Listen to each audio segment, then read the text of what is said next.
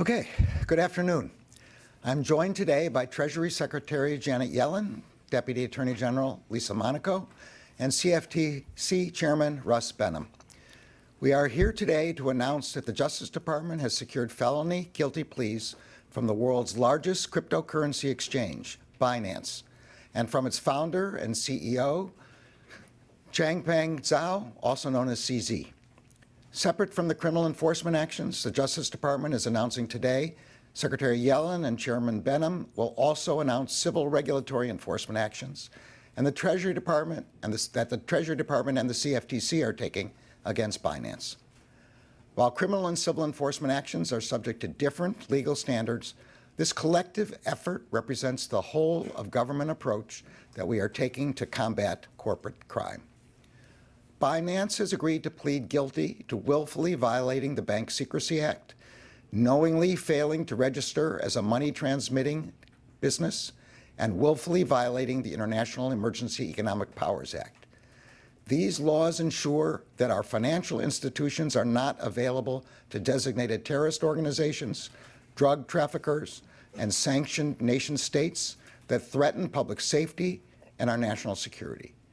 The Justice Department is requiring Binance to pay $4.3 billion in penalties and forfeitures. This is one of the largest penalties we have ever obtained from a corporate defendant in a criminal matter. The Justice Department is also imposing a monitorship as well as reporting requirements on Binance as part of today's resolution. Moving forward, Binance must file the suspicious activity reports that were required by law.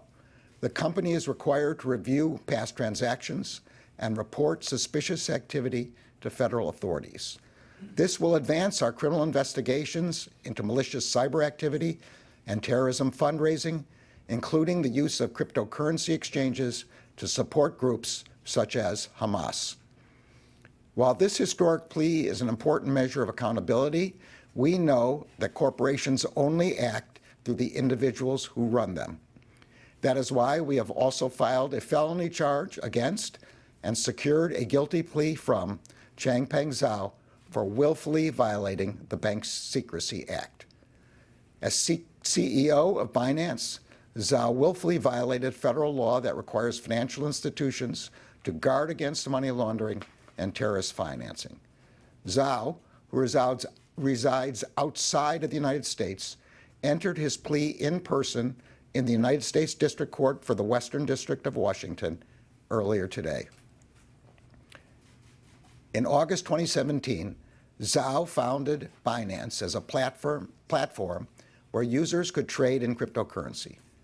But from the very beginning, Zhao and other Binance executives engaged in a deliberate and calculated effort to profit from the U.S. market without implementing the controls that are required by U.S. law. Zhao and Binance attracted and built a substantial U.S. customer base. Almost 2 years after Binance's founding, Zhao told senior management that the U.S. market represented 20 to 30% of the company's potential revenue. Serving these U.S. customers meant that Binance was a U.S. financial institution. U.S. financial institutions must comply with U.S. law. Zhao and other senior management at Binance understood this. They understood that the company was required by U.S. law to register with the Treasury Department as a money services business. And they understood that they were required by U.S. law to implement an effective anti-money laundering program. They failed to do either. Instead, they concluded that complying with U.S. law would stifle their efforts to grow Binance's profits, market share, and trading volume. So, rather than comply, Binance facilitated billions of dollars of unregulated cryptocurrency transactions. It willfully enabled hundreds of millions of dollars in transactions between American users and users subject to U.S. sanctions. And its platform accommodated criminals across the world who used Binance to move their stolen funds and other criminal proceeds. Binance prioritized its profits over the safety of the American people. In part because of the crimes it committed, Binance became the largest cryptocurrency exchange in the world. Now, Binance is paying one of the largest corporate penalties in U.S. history. Binance employees knew and discussed that the company was serving thousands of users in sanctioned countries, and they knew that facilitating transactions between U.S. users and users in sanctioned countries would be in violation of U.S. law. But they did it anyway. Binance enabled nearly $900 million in transactions between U.S. and Iranian users, and it facilitated millions of dollars in transactions between U.S. users and users in Syria and in the Russian-occupied Ukrainian regions of Crimea, Donetsk, and Luhansk. Binance's own compliance personnel also knew that the company's anti-money laundering procedures were inadequate and would attract criminals to the platform. In a February 2019 chat, one compliance employee wrote that they needed a banner that said, quote, "Is washing drug money too hard these days? Come to Binance. We got cake for you." By failing to comply with U.S. law, Binance made it easy for criminals to move their stolen funds and illicit proceeds on its exchanges. For example, between August 2017 and April 2022, there were direct transfers of approximately $106 million in Bitcoin to Binance.com wallets from Hydra. Hydra was a popular Russian darknet marketplace, frequently utilized by criminals, that facilitated the sale of illegal goods and services. Binance only stopped processing Hydra transactions in April of 2022, when the Justice Department and our criminal law enforcement partners seized control of the Hydra marketplace and shut it down. From February 2018 to May 2019, Binance processed more than $275 million in deposits and $273 million in withdrawals from Best Mixer. Best Mixer was one of the largest cryptocurrency anonymizing services in the world before it was shut down for money laundering. Binance also did more than just fail to comply with federal law. It pretended to comply. In June 2019, Binance publicly announced that it would block U.S. users from Binance.com and launch a separate U.S. exchange. That exchange, Binance.us, would register with the Treasury Department and serve the U.S. market. Binance blocked some U.S. users on Binance.com and redirected them to the U.S. exchange. At the same time, however, Binance continued to allow some of its most important high-volume U.S. users to remain on the unregistered Binance.com exchange. At the direction of Zhao and other senior leaders at Binance, employees encouraged their high-volume U.S. users to conceal their U.S. connections, including by creating new accounts that obscured their locations. As Zhao himself said in a September 2019 chat, quote, "If we blocked U.S. users from day one, Binance will not be as big as we are today. We would also not have had any U.S. revenue we had for the last 2 years." He then added, quote, "Better to ask for forgiveness than permission," close quote. Over a year after Binance publicly announced that it was blocking U.S. users, an internal monthly company report attributed 16% of its total registered user base to the United States. That was more than any other country on the unregulated Binance.com platform. In the next monthly report, Binance removed the United States label and recategorized U.S. users with the label UNKWN, short for unknown. In October 2020, users labeled as UNKWN represented approximately 17% of Binance's registered user base. Binance and Zhao profited significantly from their violations of federal law. That they are facing accountability for their crimes is due to the extraordinary hard work of the extraordinary public servants at the Department of Justice. I want to thank the Criminal Division's Money Laundering and Asset Recovery Section, the National Security Division's Counterintelligence and Export Control Section, and the United States Attorney's Office for the Western District of Washington for their excellent work. I also want to thank Secretary Yellen and her team at the Treasury Department, including IRS Criminal Investigation, as well as CFTC Chairman Benham and his team for their extraordinary partnership in this matter. In just the past month, the Justice Department has successfully prosecuted the CEOs of two of the world's largest cryptocurrency exchanges in two separate criminal cases. The message here should be clear. Using new technology to break the law does not make you a disruptor. It makes you a criminal. This Justice Department has no tolerance for crimes that threaten our economic institutions and undermine public trust in the fairness of those institutions.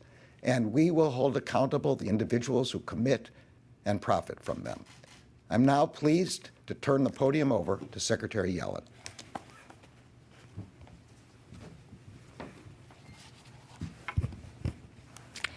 Good afternoon. I'm very glad to join Attorney General Garland, Deputy Attorney General Monaco, and CFTC Chairman Benham on such an important occasion. We're here today to announce the Treasury Department's historic action, the largest enforcement action in Treasury's history against Binance, the world's largest virtual currency exchange, for its consistent and egregious violations of U.S. anti-money laundering and sanctions law. Protecting the U.S. financial system, and through that, the global financial system, is core to the Treasury Department's mission. And ever since Binance launched its convertible virtual currency platform, it has knowingly evaded the U.S. laws designed to protect these systems.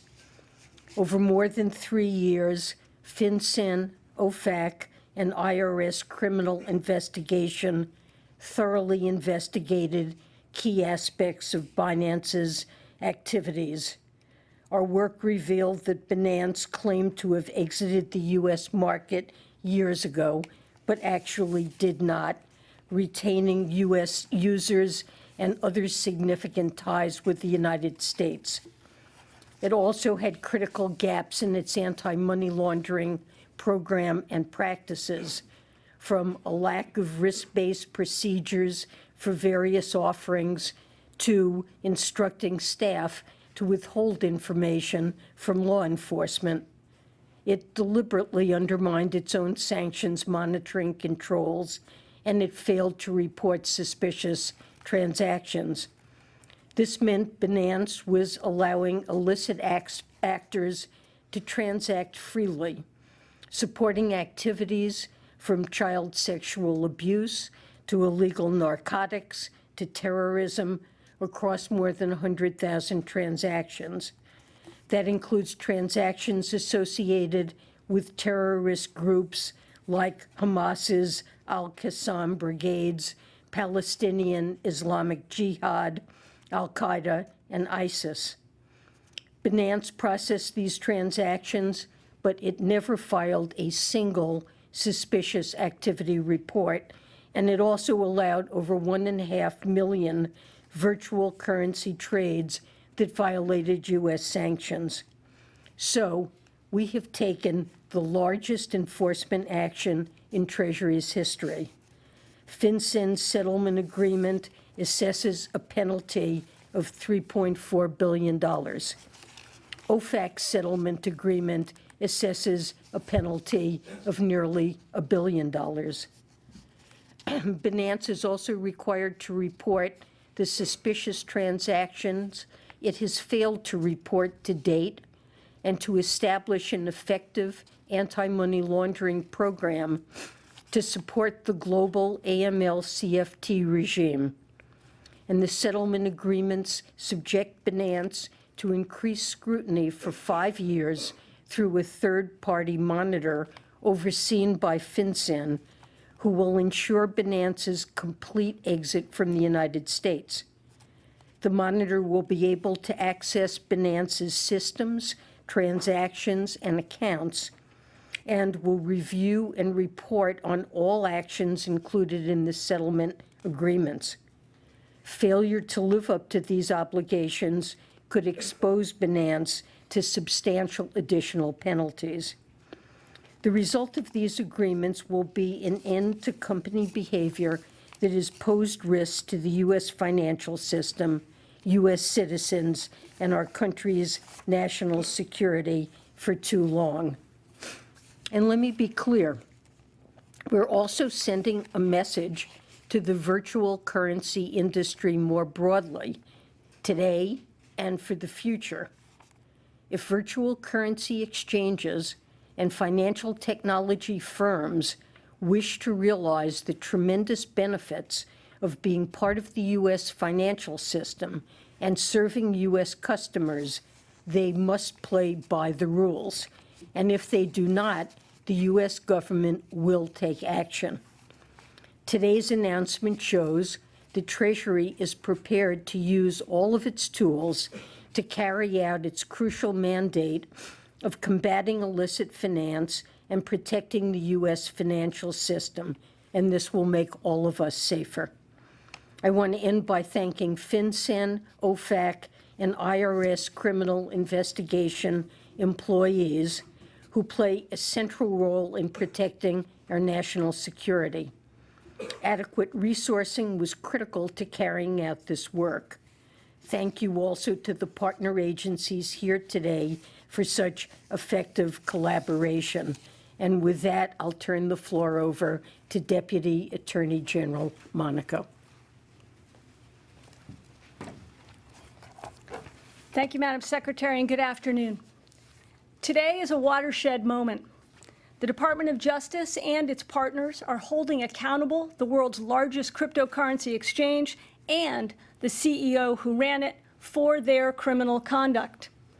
Binance vaulted to the top of the crypto market in part through the scheme exposed today by pursuing growth, market share, and profits at the expense of compliance with U.S. law. Today's charges and guilty pleas, combined with a more than $4 billion financial penalty, demonstrate the Justice Department's commitment to corporate accountability.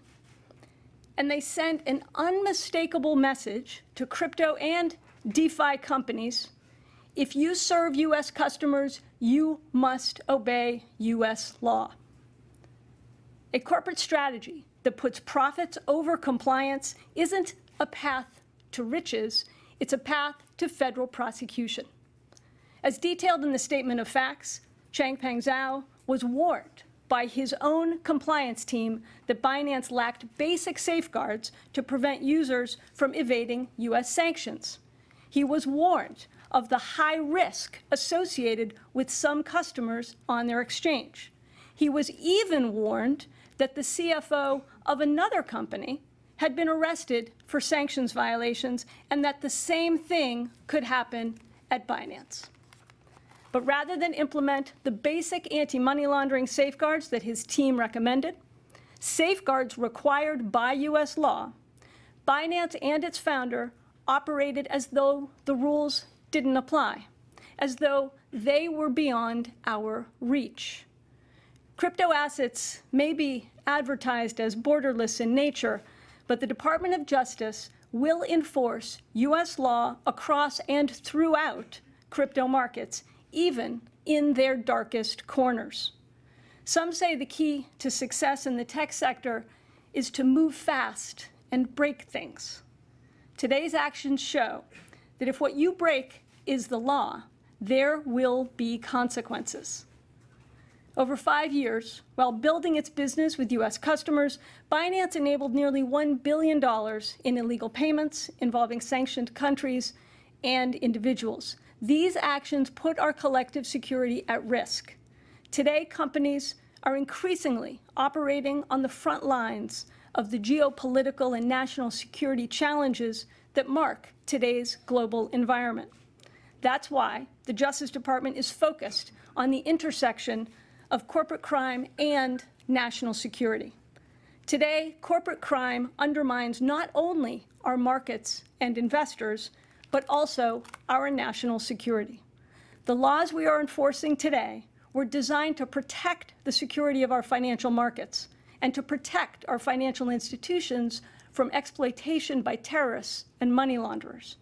Today's actions show that those rules apply equally to traditional financial institutions and those powered by decentralized and cutting-edge technologies. Today's resolutions are the result of and a credit to the combined energy and expertise of prosecutors and law enforcement agents from across the government. And in particular, I'd like to thank Nicole Argentieri, the Acting Assistant Attorney General for the Criminal Division, who's here today, Matt Olson, the Assistant Attorney General for National Security, who's also here on stage, and Tessa Gorman, U.S. Attorney for the Western District of Washington. They each lead teams who have worked tirelessly on this case. The partnership between the Criminal Division's money laundering and asset recovery experts and the National Security Division's export control and counterintelligence experts is a response to the growing convergence of white-collar and national security investigations. So we're combining our deep expertise from across the department to combat these new and evolving threats. Together with our partners, the Justice Department will hold accountable those who occupy the C-suite and the boardroom if they exploit technologies in violation of our laws. With that, I'll turn it over to Chairman Benham. Good afternoon. Thank you, Attorney General Garland, Treasury Secretary Yellen, Deputy Attorney General Monaco, and all of our law enforcement counterparts. Today, the CFTC stands with the Department of Justice and the Treasury Department in protecting U.S. investors and financial markets from those who sought to create an empire through a calculated strategy of regulatory avoidance and arbitrage, outright defiance of the law, and breaching the fundamental principles of market behavior. Today, the CFTC agreed to resolve charges against Binance, its founder and CEO, Changpeng Zhao, and its former Chief Compliance Officer, Samuel Lim. Binance is the world's largest digital asset exchange and offers trading in spot digital assets and digital asset derivatives, including CFTC jurisdictional products such as Bitcoin futures, options, and swaps. The proposed orders impose a civil monetary penalty and disgorgement totaling $2.7 billion against Binance, $150 million civil monetary penalty against Zhao, and a $1.5 million penalty against Lim. Binance's activities undermine the foundation of safe and sound financial markets by intentionally avoiding basic, fundamental obligations that apply to exchanges, all the while collecting approximately $1.35 billion in trading fees from U.S. customers. Beyond the risks imposed on the U.S. financial system, Binance's activities impacted populations beyond investors in ways that cannot be measured in dollars and cents. As evidenced by the internal chats of Binance's CCO and others, Binance recognized that its platform was used to facilitate criminal activity, including terrorist financing, but chose to turn a blind eye, all in the name of profits.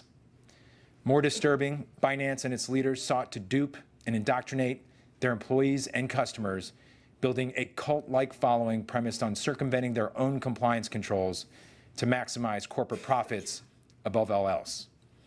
As charged in the CFTC complaint filed in March of this year and set forth in the consent order, Binance made deliberate, strategic, and calculated decisions to evade federal law over a period of nearly 4 years. Binance, under Zhao's direction and control, knowingly solicited and accepted orders from U.S.-based customers to trade digital asset commodity derivatives products and operated an exchange for the trading of futures, options, swaps, and leveraged retail commodity transactions. Throughout this time period, Binance never registered with the CFTC as is required under U.S. law. The resolution of the action against Binance and Zhao within just 8 months of its filing solidifies the CFTC's reputation as the proven leader in the civil enforcement space when it comes to digital assets. We are stalwart in ensuring CFTC registrants comply with our statute and regulations, which serve to protect broader financial health and that directly impacts millions of American investors. Binance failed to diligently supervise its derivatives markets activities and miscarried requirements to implement adequate anti-money laundering, know your customer, and customer identification programs required for certain CFTC registrants. These provisions serve to protect all Americans from those who seek to use the financial markets to facilitate criminal activities, including domestic and international terrorism. As there remain certain classes of registrants who have lesser requirements, I believe our action here underscores what we could accomplish in CFTC markets with broader authority. American investors, small and large, have demonstrated eagerness to incorporate digital asset products into their portfolios. It is our duty to ensure that when they do so, the full protections afforded by our regulatory oversight are in place, and that illegal and illicit conduct is swiftly addressed.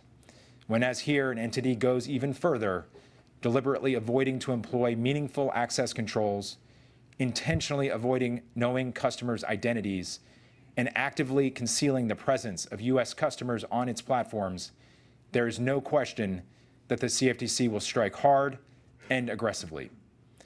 I want to commend the incredible work of Candy Hahn, Joseph Plott, Catherine Paulson, Joseph Patrick, Matthew Edelstein, Elizabeth Pendleton, Scott Williamson, and Robert Howell. I'd also like to acknowledge our Director of Enforcement, Ian McGinley, and Principal Deputy Director and Chief Counsel, Gretchen Lowe. Thank you. All right, we'll give you a couple questions. Evan from CNN. One on-topic and one off-topic question, if you will indulge. That depends on the question. On the on-topic, based on the allegations of this and some of the other cases that you brought, I'm wondering whether the concern in the industry about the ability of some of these startup companies, some of the smaller companies, to abide by this very costly regulatory and legal regimen that the United States requires, whether it will mean that you can't really do virtual currency and have this industry thrive and some of the cutting edge things that Lisa and Monaco just mentioned with that very heavy burden of regulatory compliance. I'm wondering whether you have a message for the industry when it comes to that. And then if I can ask my off-topic question, we're expecting at any moment the Israeli government and some of the other parties to announce an agreement for the release of hostages being held by Hamas. If you can comment on that, and also just what the Justice Department and some of the other agencies that are represented here are doing to respond to the attacks in Israel on October 7th. We know, obviously, that Hamas has had a presence here in the United States, and the concern about how they raise money, including, of course, by cryptocurrency, is something that is on everyone's mind. I'm wondering what you're doing about that in light of what happened. All right, let me start with the off-topic. I was in a meeting this morning with national security officials, law enforcement officials, and the president regarding fentanyl, and he told the press that his team has been actively negotiating over possibility of bringing home some of the hostages. They thought that we were very close to being able to do that, but that he couldn't say anything more at that time, and I also can't say anything more at this time. With respect to the deaths of Americans, we always investigate deaths of Americans, and we are actively investigating the deaths of the Americans using all the tools available to us. We have, I think, as the FBI director said at a recent all-threats hearing before the judiciary, and as I've said, we are investigating Hamas connections in the United States particularly with respect to financial support, and that includes cryptocurrency. But we are also concerned about the possibility of more kinetic problems that they could cause, and we're investigating that. Now, I've talked a lot, so on the on-topic question, I will say you follow the law. You don't get a special benefit because you think that what you're doing is better for society, or better for small business, or better for big business, or better for international. The United States has laws, and everybody, including cryptocurrency platforms, have to follow the law. All right. Chris Bloomberg. There's been a lot of concern about how unregulated the cryptocurrency markets are. You were able to get these guilty pleas. It took a long time. I'm just wondering, how do you feel like realistically the significance of these guilty pleas are? What do you believe it could, what kind of impact could it actually have on the cryptocurrency markets? And then just a quick follow-up is, you know, there is criticism that this is not this isn't significant enough. That there might be a situation in which nobody goes to jail, and the penalty itself, Binance is able to pay that penalty. How do you respond to that criticism? I think I'm going to call on Nicole Argentieri, who's the Acting Assistant Attorney General for the Criminal Division, to answer most of the questions that you're talking about. The broader ones that have to do with regulation, it's possible Secretary Yellen or the CFTC chair would address. Where'd you go? Oh, over here. Sorry. Thank you, sir. Thank you. So I'll take the second question first. I think looking at the pleas today, by every possible measure, these are some of the most significant penalties that the department has ever imposed on a financial institution. Not only is it one of the largest penalties imposed against a financial institution, this is the largest penalty that's ever been imposed on a money services business. It's the first corporate resolution with a cryptocurrency exchange, and it's the first resolution with an MSB for sanctions violations. And the financial penalty is it's not the only significant part of the resolution. Binance, which is the parent holding company, is agreeing to plead guilty. And as part of that, we're going to impose a monitor for 3 years. The company has to enhance its compliance program and to continue to cooperate with the department. So we think it's quite a significant resolution.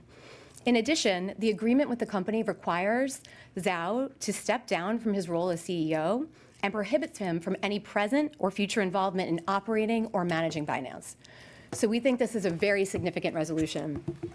In what tools do we have and what should people take away from today? I think that today's actions show that if you serve U.S. customers, you must comply with U.S. law. U.S. financial institutions are the gatekeepers for the safety and security of our financial system. And because Binance served a substantial amount of U.S. customers, it was a U.S. financial institution that was required to comply with anti-money laundering laws. And what those laws say is that Binance had to have an effective anti-money laundering compliance program, including procedures to know its customers and to monitor for suspicious activity. And what happened instead is Binance and Zhao prioritized profit over compliance. And that failure to implement effective AML procedures led Binance to cause U.S. customers to transact with customers in Iran that violated U.S. sanctions. If Treasury or CFTC want to, the podium is yours.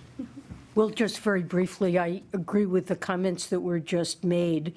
We actually have rather strong legal authorities to police this type of activity. Virtual currency exchanges are financial institutions. Financial institutions of all sizes are required to comply with AML, CFT, and sanctions obligations that they have. And cryptocurrency or virtual currency exchanges have those obligations as well. And I think today's actions show that we're very serious about enforcing the strong regulations that are already in place to make sure that illegal transactions are not fostered by cryptocurrency entities.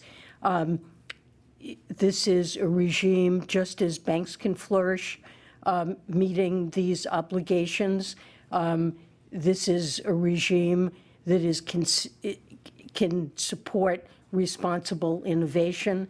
It's not meant to end cryptocurrency activities, but to the extent they occur, it must be consistent with U.S. law. I'll just say from a market's perspective in distinguishing Secretary Yellen's comments about AML and KYC, I've seen and we've seen gaps in the current regulatory structure around digital assets. I've advocated for filling in some of these gaps, specifically around commodity tokens And I do think if we're able to do that, obviously with Congress's help, we can prevent these actions from happening and not have to be here after the fact. Some of the traditional tools of registration, surveillance, examinations, they've worked well for decades in the US financial system for both market regulators. And we think those types of tools around digital assets, if improved and expanded, would certainly help in preventing some of these bad actions from happening again in the future. All right, thank you. Stefania from Financial Times. Hello. I had a question both for the DOJ and Treasury. So when it comes to the types of priorities, enforcement priorities in crypto that the DOJ has had, there was a big focus obviously on digital platforms that commit crimes or that at least let them happen. We've obviously seen the DOJ bring big cases now against Binance, FTX. Treasury separately has also increasingly taken actions against crypto players when it comes to money laundering or sanctions violations. So in light of these actions, having taken these actions in the market so far, what are your priorities now, both for the DOJ and Treasury going forward when it comes to crypto oversight? Are you thinking of deploying different types of strategies, especially since we're seeing a growing aspect and angle when it comes to national security concerns beyond, say, a financial stability concern when it comes to these crypto platforms? That's a great question. I'm going to let the deputy begin the answer for the Justice Department and kick it over to Matt if you need on national security. Thanks very much for the question, Stefania. I mean, first thing I'd say is these are incredibly complicated and resource-intensive and time-consuming cases. And so we need the resources, and we're willing to and have, as we've shown today and in prior cases, deploy those resources. So we're always looking to add our resources and agent investigators, prosecutors. Second thing I'd say is you have seen, both with our actions today and in prior cases, that we will be relentless in using every tool that we currently have to deploy against those who seek to use technologies in a way that abuse those platforms, that cause the, or don't prevent the use of those platforms for illicit activities. But we always want to make sure that we're working with Congress and others to make sure those tools that we have today stay up to date, right? We know that the bad guys and the threat actors will try to exploit every crack and crevice they can to exploit technologies, to exploit gaps in the law. You've heard the CFTC chairman talk about some of the tools he needs. So we want to make sure the existing laws stay up to date. And then I think we very much want to work with those in Congress and others who want to ensure that we can deploy every tool possible to make sure that the technologies that can help our prosperity and help our financial system also aren't ripe for abuse by illicit actors. That's why you've seen us do things like create the National Cryptocurrency Enforcement Team. That's why, and Matt Olson can speak to this, that's why they created the National Security Cyber Unit. Because what we're seeing is more and more convergence of the exploitation, both of the financial system and corporate crime in the national security space. I think I'll ask Matt to come up, and I'm sure Treasury Secretary Yellen might want to speak to this as well. Thank you, Lisa. Yeah, I would just say briefly that as we respond to the nature of the threats we see today around the world, whether we're talking about terrorism, we're talking about nation-state adversaries like Russia and China and Iran, we are increasingly using our tools, sanctions enforcement, export control enforcement, cybersecurity from nation-state adversaries. We're increasingly seeing the ability to use the tools that we have in the Justice Department from a law enforcement perspective to better protect the country by going after those threats, using those tools in new and innovative ways. So to your question, we are constantly adjusting our approach and our priorities to meet that threat on a daily basis, and I think this case is just one more example of that. Well, I would just add that I think what the case today shows is that Treasury's priority is to vigorously pursue investigations that involve sanctions violations or violations of AML-CFT obligations that put our nation at risk, that degrade the global financial system, that aid illicit activity and terrorism, and particularly in cases like this where there are violations of a truly egregious nature. So as I've said, well, of course, we want to make sure that our tools stay up to date and are adjusted so that we can address emerging threats. We believe we have strong tools, and we've been increasingly deploying them to counter this type of abuse.